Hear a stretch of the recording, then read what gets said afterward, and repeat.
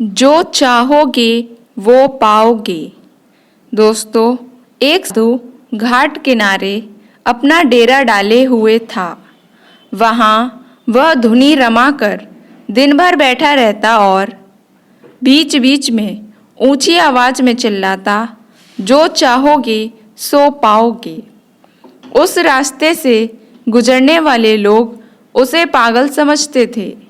वे उसकी बात सुनकर अनसुना कर देते और जो सुनते वे उस पर हंसते थे।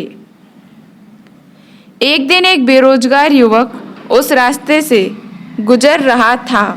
साधु की चिल्लाने की आवाज़ उसके कानों में भी पड़ी, जो चाहोगे सो पाओगे, जो चाहोगे सो पाओगे। ये वाक्य सुनकर वह युवक साधु के पास आ गया और उससे पूछने लगा, बाबा, आप बहुत देर से जो चाहोगे सो पाओगे चिल्ला रहे हो। क्या आप सच में मुझे वो दे सकते हो जो मैं पाना चाहता हूँ?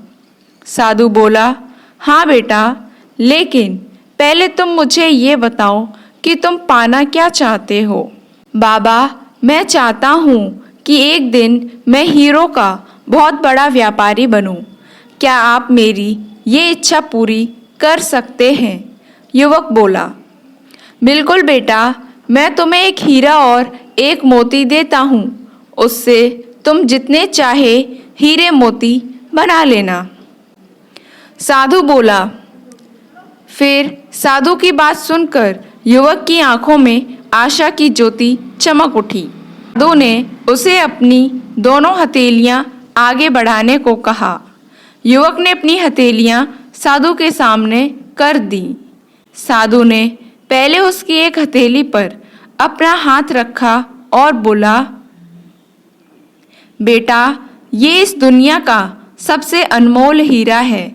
इसे समय कहते हैं। इसे जोर से अपनी मुट्ठी में जकड़ लो। इसके द्वारा तुम जितने चाहे उतने हीरे बना सकते हो। इसे कभी अपने हाथ से निकलने मत देना। फिर साधु ने अपना दूसरा हाथ युवक की दूसरी हथेली पर रखकर कहा, बेटा, ये दुनिया का सबसे कीमती मोती है। इसे धैर्य कहते हैं। जब किसी कार्य में समय लगाने के बाद भी वांछित परिणाम प्राप्त ना हो तो इस धैर्य नामक मोती को धारण कर लेना। यदि यह मोती तुम्हारे पास है तो तुम दुनिया में जो चाहो वो हासिल कर सकते हो। युवक ने ध्यान से साधु की बात सुनी और उन्हें धन्यवाद कर वहां से चल पड़ा। उसे सफलता प्राप्ति के 2 गुरु मंत्र मिल गए थे। उसने निश्चय किया कि वह कभी अपना समय व्यर्थ नहीं गवाएगा और सदा धैर्य से काम लेगा। कुछ समय बाद उसने हीरे के एक बड़े व्यापारी के यहाँ काम करना प्रारंभ किया। कुछ वर्षों तक वह दिल लगाकर व्यवसाय का हर गुर सीखता रहा और एक दिन अपनी मेहनत और लगन से अपना सपना साकार करते हुए हीरे का बहुत बड़ा व्यापारी बना। दोस्तों, कहानी की सीख।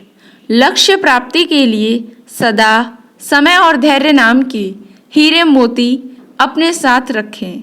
अपना समय कभी व्यर्थ ना जाने दें और कठिन समय में धैर्य का दामन ना छोड़ें। सफलता अवश्य प्राप्त होगी।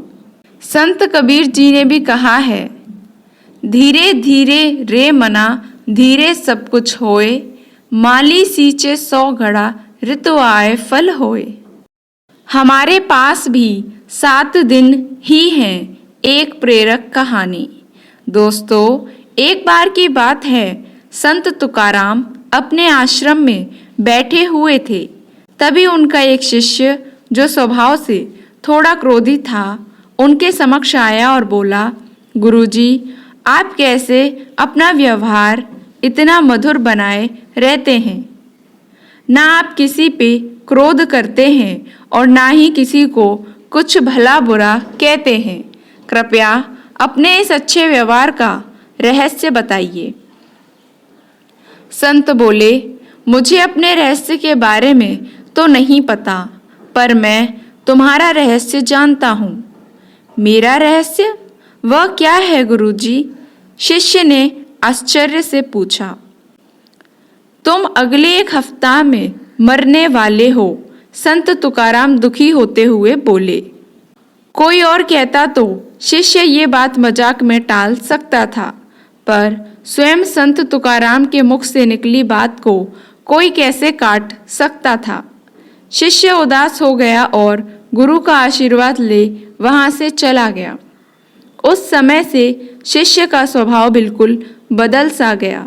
वह हर किसी से प्रेम से मिलता और कभी किसी पे क्रोध ना करता। अपना ज़्यादातर समय ध्यान और पूजा में लगाता। वह उनके पास भी जाता जिससे उसने कभी गलत व्यवहार किया था और उनसे माफ़ी मांगता है। देखते देखते संत की भविष्यवाणी को 1 हफ्ते पूरे होने को आए। शिष्य ने सोचा, चलो एक आखिरी बार गुरु के दर्शन कर आशीर्वाद ले लेते हैं। वह उनके समक्ष पहुंचा और बोला, गुरुजी, मेरा समय पूरा होने वाला है, कृपया मुझे आशीर्वाद दीजिए। मेरा आशीर्वाद हमेशा तुम्हारे साथ है पुत्र। अच्छा, ये बताओ कि पिछले 7 दिन कैसे बीते?